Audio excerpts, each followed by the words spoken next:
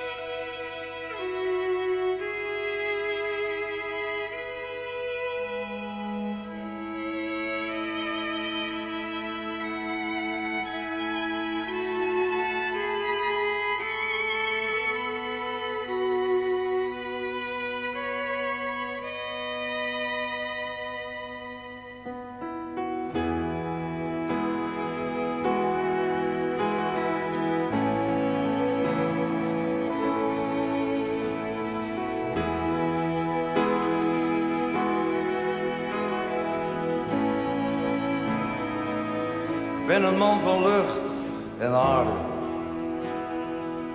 Ster die verschijnt en verdwijnt. Ik ben een storm in een glas water. Ik ben een golf in de stroom van de tijd. Ik heb mijn huis en hart verlaten. Wie ik lief had, nog 1 keer gekust. De veilige haven verlaten. En ik wist, ik kom hier nooit meer terug. Want beter een oorlog dan gewapende vrede. Beter op zoek gaan dan altijd gewacht.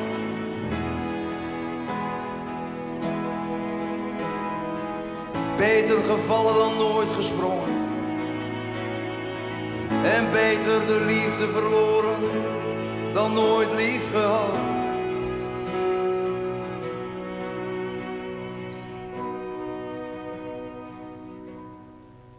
Ben soms bang als een kind in het donker en een held in het heetst van de strijd. Ik ben een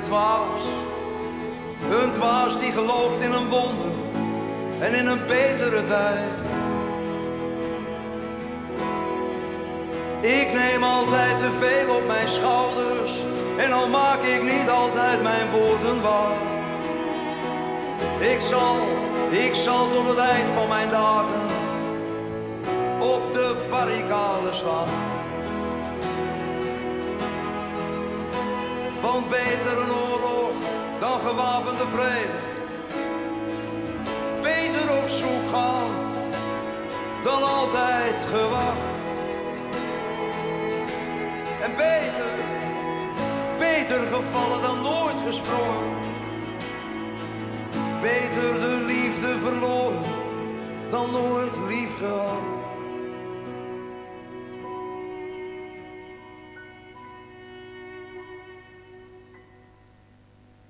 Maar ik weet soms niet meer wat mijn woorden nog waard zijn. Weet soms niet meer wat ik hier doe. Struikel, val, sta op, ga verder. Ik ben een mens van vlees en bloed. En ik heb meer beloofd dan ik waar kon maken. Heb getwijfeld, heb soms mijn dromen verraden. Ik heb een vriend laten vallen en mezelf vervloekt. Ik ben een mens. Ik ben een mens van vlees en bloed. Ik ben een mens. Ik ben een mens van vlees en bloed. Ik ben een mens. Ik ben een mens. Ik ben een mens van vlees en bloed. Maar beter een oorlog dan gewapende vrede. En beter op zoek gaan dan altijd gewacht. En beter gevallen dan nooit gesprongen. Beter de liefde verloren dan nooit lief gehad.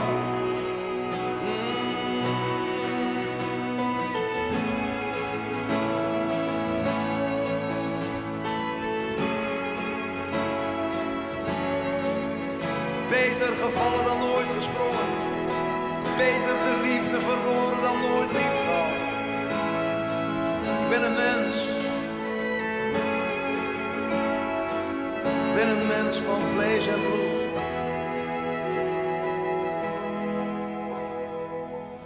Ik ben een mens. Ik ben een mens. Ik ben een mens van vlees en bloed. Een mens. Mens. Van vlees en bloed.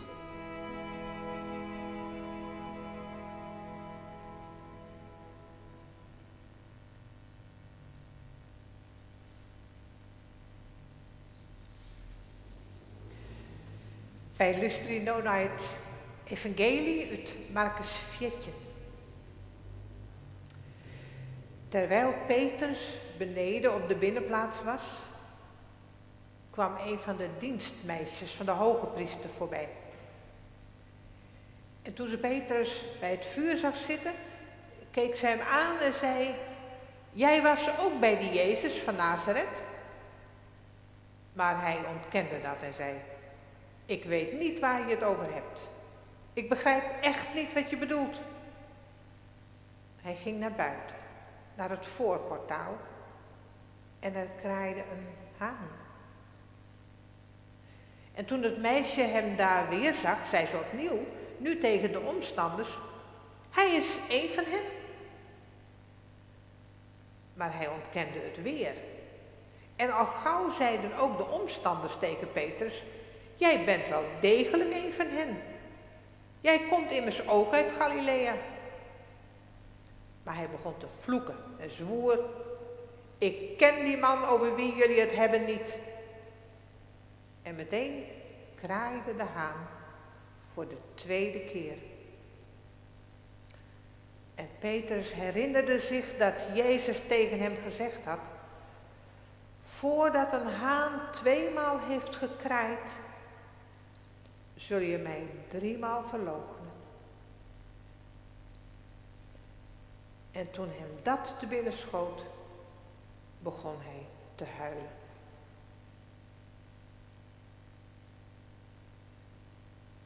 Wij binnen nou een minuutje stil om deze woorden te overwegen en te vullen wat dus daarin rekt.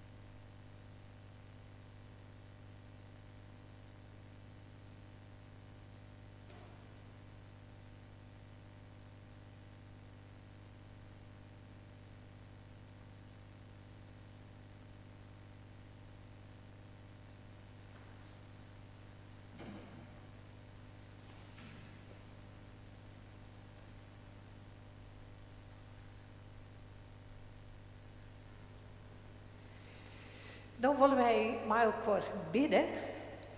En Simone die had de skaalbeet van de voorbeden. En iedereen die dat wil van je, die mij bellen of scrollen of mailen om ik iets aan te dragen van de voorbeden hier in het kerken. En we kunnen net alles lood opzissen, omdat dan alles op internet komt. Maar we kunnen wel die gebeden hier in het midden van de gemeente hebben. En Sophie, die zal de lachjes ondersteken als wij bidden. En daar is de eerste ondersteunen. En wij willen nou maar kort bidden. En aan het einde van ons gebeden, dan bidden wij met Psalm 51. Een psalm van David, wat er beseft hoe er miswest het. En nou even bidden, Sophie. En daar is de eerste keer zo'n stutsen. En met dat luchtje willen wij bidden, Heer, voor bijen en voor grote mensen die het in de steek laten worden. En dat er mensen binnen die het voor harm opkomen. En zo denken we jood in het bijzonder aan de mensen in Myanmar, die het zoveel geweld ondervinden moeten. En dan moet je een tladderlag, jongens, steken.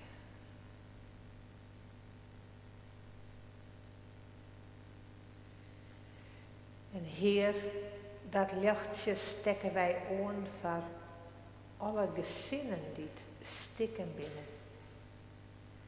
Wat er geen liefde meer is, wat mensen elkaar net meer beethouden kunnen. En alle verdriet die dat er is. En wij bidden, Heer, om troost, om nieuwe wegen, om liefde. En dan moet je het tweede lachje ontstekken.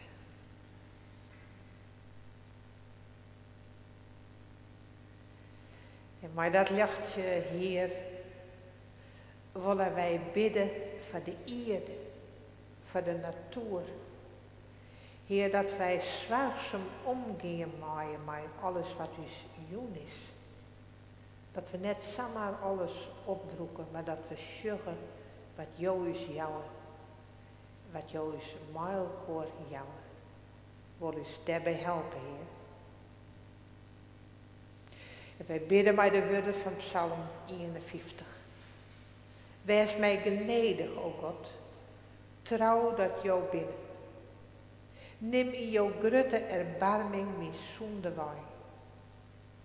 Wask je volslaan de schuld van mij aan. Reinig je mij van mijn zonde.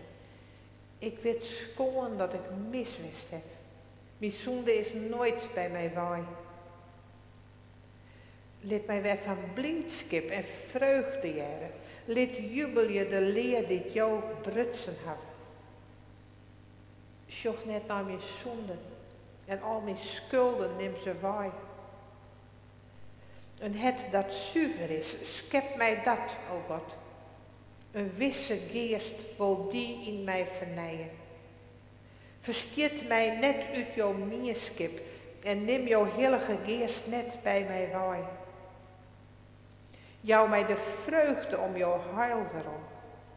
En stiep je mij bij de geest die het reewillig maakt. Amen. Dank u wel, Simone en Sophie. Dan mag je hem over eventjes bij je plakje.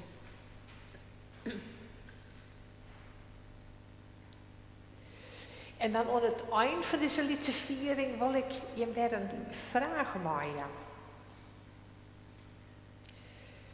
Petrus, die stond ervoor.